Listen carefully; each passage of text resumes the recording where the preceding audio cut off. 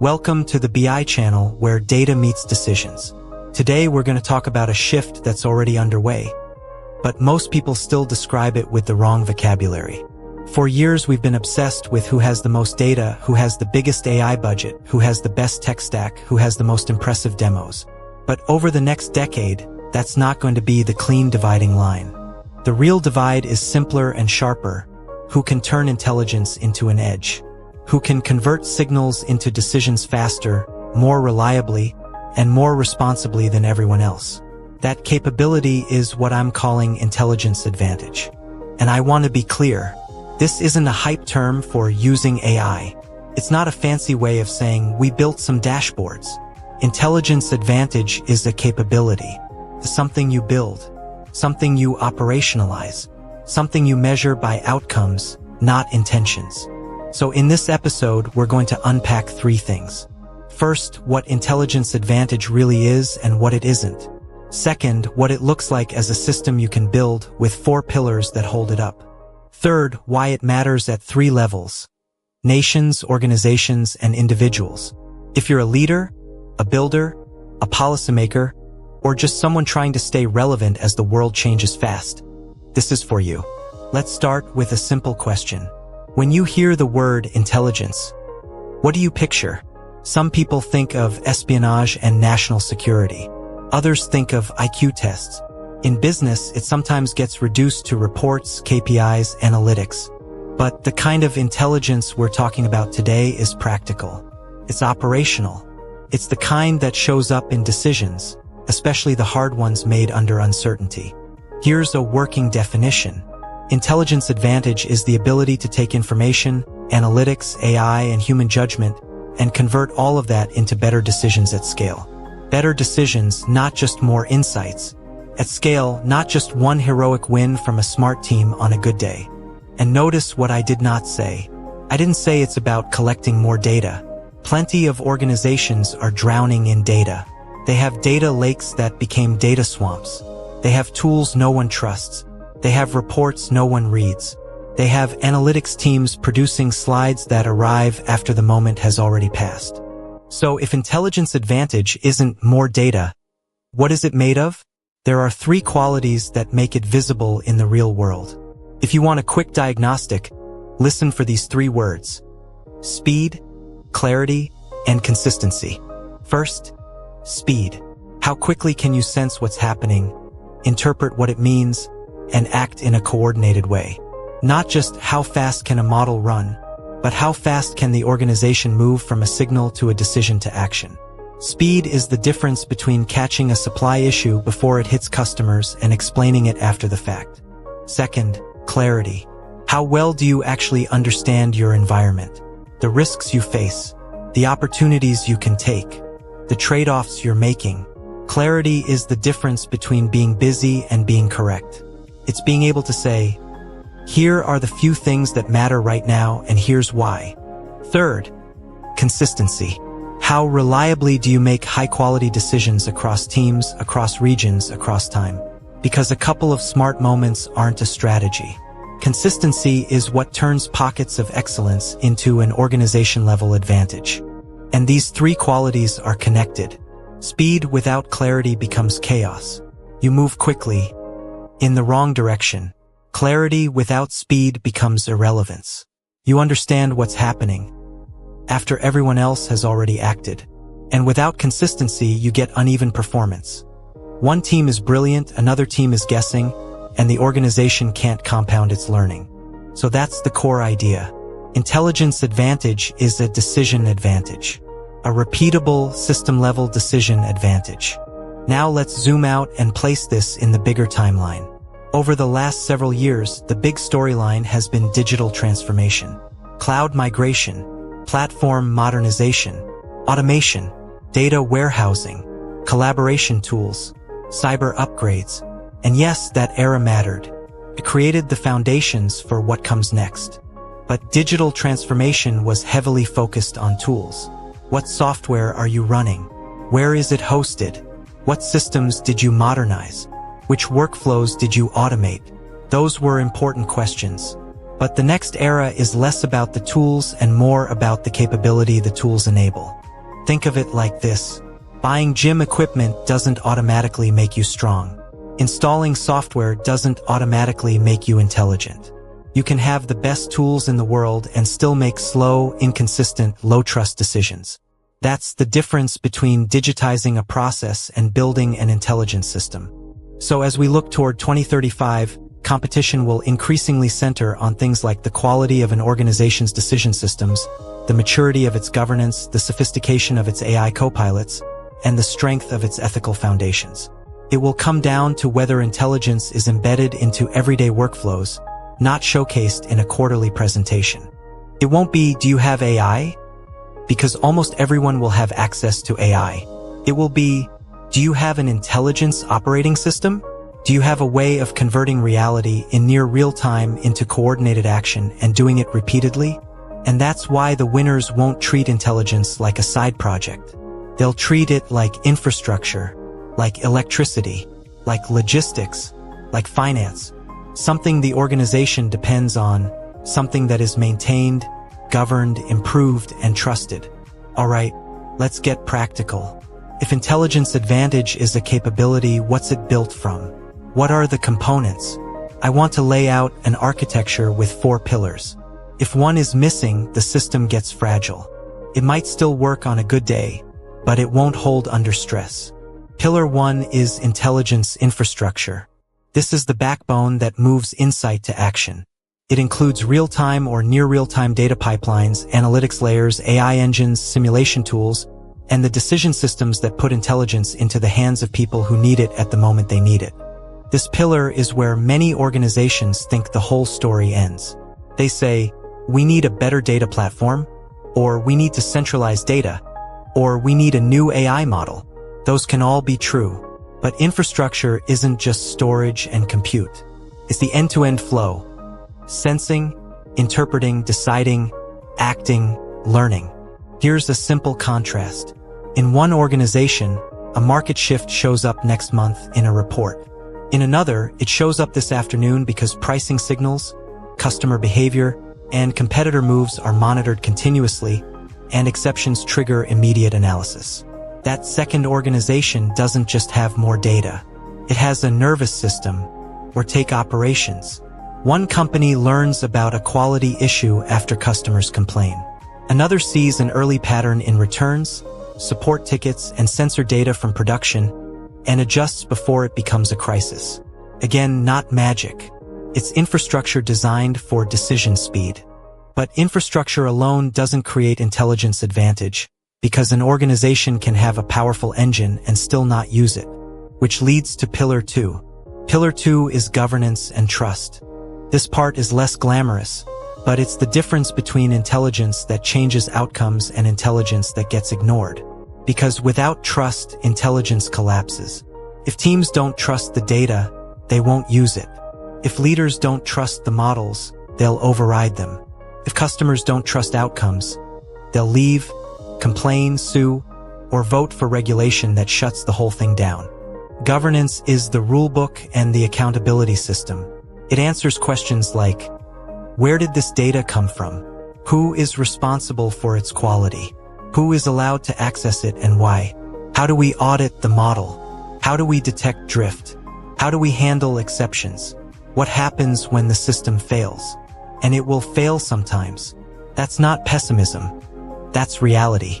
Models degrade. Environments change. Data pipelines break. Metrics get gamed. The best governance doesn't assume perfection. It assumes fallibility and builds safeguards anyway. This is also where many organizations struggle with the human side.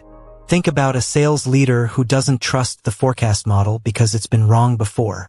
Or a frontline manager who doesn't trust performance metrics because they don't reflect the real work. Governance is how you rebuild that trust. Not with slogans, but with traceability, transparency, and accountability. Now, Pillar 3, which is going to matter more and more as AI becomes embedded in core decisions. Pillar 3 is ethical intelligence. There's a mindset shift here. Ethics is not just compliance. It's not a checklist at the end. It isn't something legal reviews after the system is already deployed. Ethics becomes a source of advantage because trust becomes a source of speed. Let me say that again. Trust becomes a source of speed. If regulators trust your systems, approvals happen faster. If customers trust your decisions, adoption is easier. If employees trust how decisions are made, they align rather than resist. That means less friction, less escalation, fewer scandals, fewer rollbacks. In a world where AI-driven decisions touch hiring, lending, healthcare, security, education, insurance, and public services, legitimacy becomes a form of power. Organizations that can explain their systems, demonstrate fairness, reduce harm, and operate transparently won't just avoid risk. They'll gain the right to operate at scale. And by 2035, I think we'll see a separation between organizations that treat ethics as a defensive posture and those that treat it as part of their intelligence design. The second group will make better decisions because the decision process includes second-order consequences. It includes what happens next, not just what happens now. Now, Pillar 4 ties the whole thing together in day-to-day work. Pillar 4 is human-AI collaboration. The strongest organizations won't simply be the ones that automate the most tasks. Automation will be widespread. The real advantage will come from how well an organization blends human judgment with machine capability, smoothly, safely, and with the right handoffs. This is where people get nervous. They hear AI and think replacement. But in most high-stakes environments, you don't want full autopilot. You want a co-pilot. You want systems that enhance human decision-making, surface options, run simulations, catch anomalies, and reduce cognitive load, while humans bring context, values, strategy, and responsibility. But the relationship has to be designed. You want people to know when to rely on the model, when to challenge it, and how to interrogate it. You want AI to be good at what it's good at: pattern recognition, speed, scenario exploration. And you want humans to remain accountable for goals, trade-offs, and consequences. So if you're a leader listening, here's a quick self-check. Are your people using AI tools like a novelty, something they dabble with when they have time? Or is AI actually embedded into their workflows in a way that makes them consistently better? Do they know how to ask good questions, validate outputs, and apply results responsibly? Because in the intelligence era, it's not enough for a company to have AI. Your people have to know how to work with it. And your systems have to support that collaboration without creating confusion, risk, or dependency. So those are the 4 pillars: infrastructure, governance and trust, ethical intelligence, and human AI collaboration. Now let's step out of the organization and talk about what this means at the national level, because intelligence advantage isn't just a corporate story. Nations are going to compete on intelligence capacity the way they once competed on industrial output. The ability to operationalize intelligence at scale will shape standards, influence markets, attract talent, and pull capital in or push it away. And this is important. The advantage won't necessarily belong to whoever invents the most. Invention matters, of course, but the real winners will be the ones who turn invention into routine capability, who can continuously convert intelligence into action, policy, services, security, innovation, and economic productivity. Different regions will likely develop different flavors of intelligence advantage, shaped by culture, regulation, infrastructure, and priorities. In parts of APAC, we're already seeing momentum around real-time intelligence ecosystems, fast feedback loops, high adoption of digital services, and strong integration into daily life. When intelligence is embedded into the way people move, pay, communicate, and access services, you get a kind of societal operating rhythm that favors speed. Europe is positioned to be a leader in ethical intelligence and regulatory frameworks. Some people misunderstand that and assume regulation is automatically a brake on innovation. But rules can also become a blueprint. If Europe defines the standards that global organizations must follow, that influence becomes its own kind of power. In a world hungry for trustworthy AI, being the region that exports governance can be an advantage. North America will likely continue pushing innovation and autonomous systems, especially where venture ecosystems, research universities, and large-scale platforms accelerate experimentation and deployment. The upside is capability. The risk is uneven governance. The opportunity is to pair innovation speed with trust-building discipline. Latin America has a huge opportunity to democratize intelligence for small and mid-sized businesses. Instead of concentrating advanced decision tools only in the biggest firms, the leap could be making intelligence accessible. Simpler tooling, better education, localized models, and industry-specific co-pilots that actually work in real conditions. That kind of diffusion can change economic resilience. Across Africa, we may see leapfrogging mobile-first intelligence infrastructure that bypasses legacy systems and builds modern capabilities from the ground up. We've seen versions of this story with mobile money and digital services. The intelligence version is about building decision systems designed for the realities on the ground: connectivity variability, local languages, regional logistics, and community-based trust. The headline is that the global balance of power will tilt toward the regions that can convert intelligence into action repeatedly, not occasionally. The advantage won't belong to whoever has the flashiest demo. It will belong to whoever operationalizes the best. Now let's bring it inside the organization again, because this is where many of you are listening from. What does intelligence advantage mean for companies and institutions trying to win markets and survive disruption? It means the gap between leaders and laggards will widen in a new way, not just in revenue, but in responsiveness, in resilience, in how quickly they learn, in how quickly they can reconfigure. And I want to draw a bright line here. Building intelligence advantage is not the same thing as launching a few dashboards or running a handful of AI pilots. Dashboards can be useful. AI pilots can be valuable, but they're not the system. A pilot is a test, not a transformation. A dashboard is a view, not a decision. Dominant organizations will build decision systems that are embedded into work. Intelligence will be routine, not rare. Here's what routine intelligence sounds like in practice. Pricing updates aren't decided in a monthly meeting. They're guided by continuous signals and guardrails. Risk isn't reviewed only in quarterly governance cycles. It's monitored, simulated, and acted on continuously. Customer experience isn't improved only after a survey. It's adjusted based on live patterns. Workforce planning isn't reactive. It's scenario-driven and aligned to strategy. When intelligence becomes routine, something else happens. The organization starts to compound learning. A decision is made, results are tracked, models are updated, policies are refined, and playbooks evolve. Over time, you don't just move faster, you get smarter. That compounding effect is where advantage becomes hard to copy. On the flip side, organizations that don't make this shift will watch competitors outpace them. Not because the competitors are more digital, but because they consistently make better calls faster. Better calls about where to invest, what to stop doing, how to allocate talent, how to respond to threats, and how to capture opportunities before they become obvious. So what does leadership look like in this era? Because if the game is decision advantage, leadership can't just be about vision statements and org charts. It has to be about decision architecture. Leaders in the intelligence era need to understand how decisions actually get made in their organization. Not how they're supposed to get made, not how it looks on a slide, but how reality works. Where do signals come from?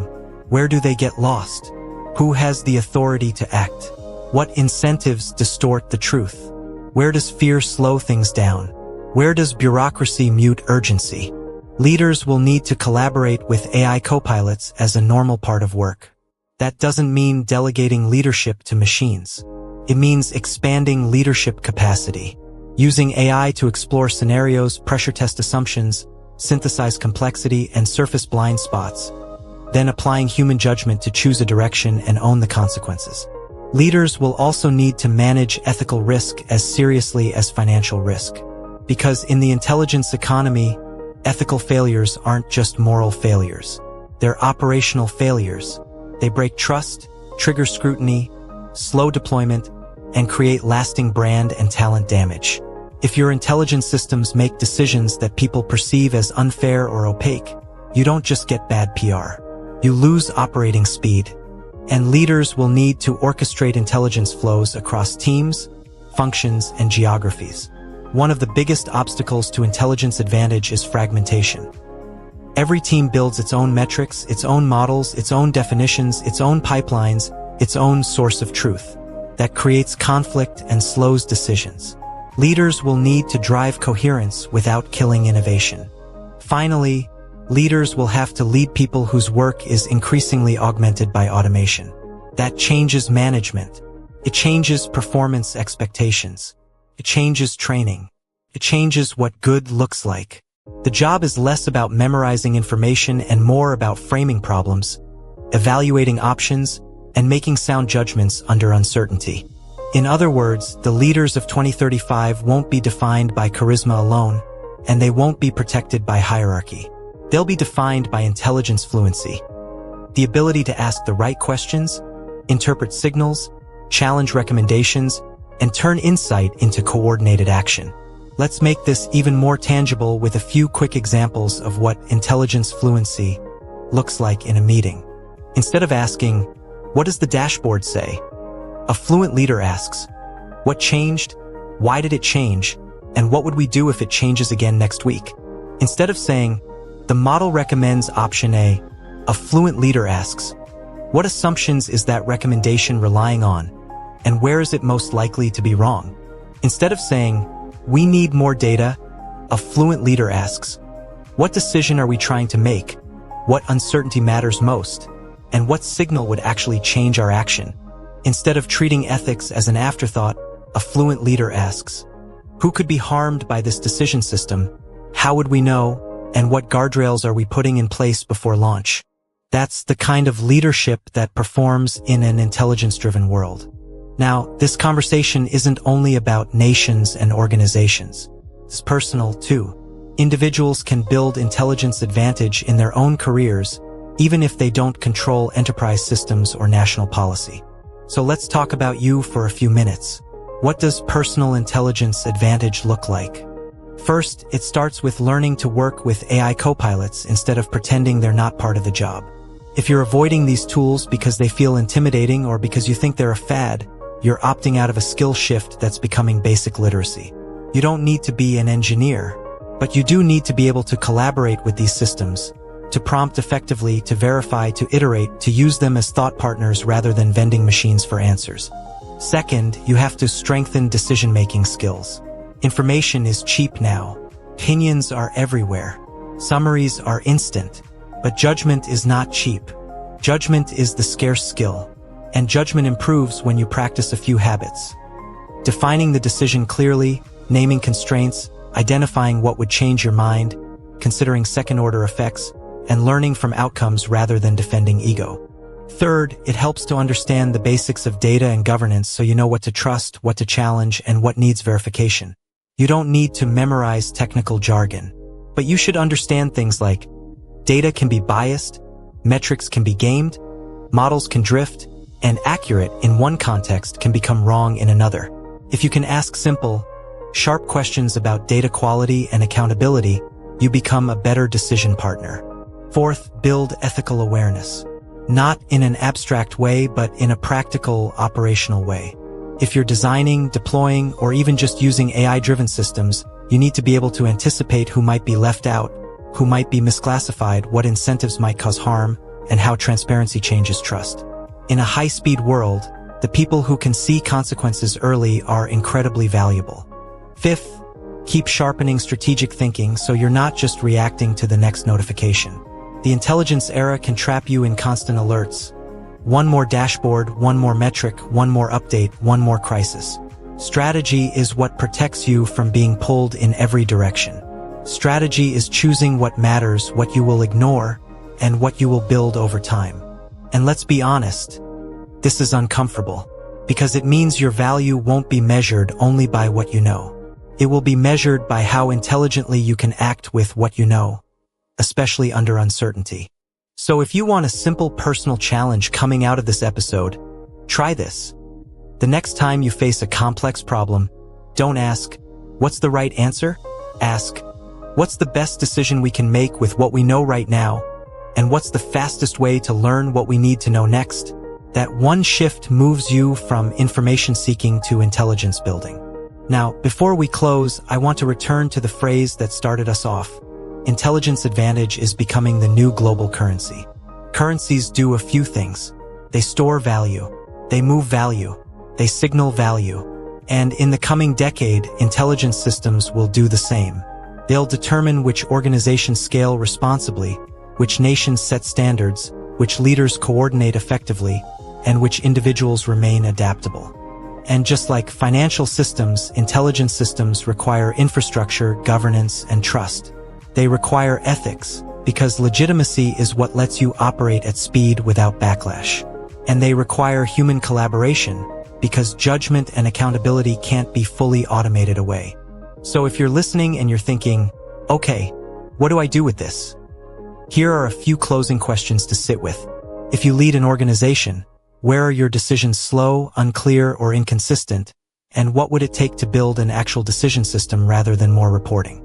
If you work in strategy, operations, or product, what signals are you ignoring today because they're inconvenient or hard to measure? And how might that blind spot cost you later? If you're building AI, where will your system fail? Who will be harmed if it does? And how will you detect and correct it quickly? If you're early in your career, are you building skills in judgment, ethics, and collaboration with AI? Or are you hoping the world stays the way it was? Intelligence advantage isn't a slogan, it's a build. And the organizations and leaders who recognize that early, who treat intelligence as infrastructure, and trust and ethics as foundations, will define the next era of global leadership. That's it for today. Thanks for spending this time with me on the B.I channel, where data meets decisions. Join me next time, and until then, keep turning signals into action. The B.I channel, where data meets decisions.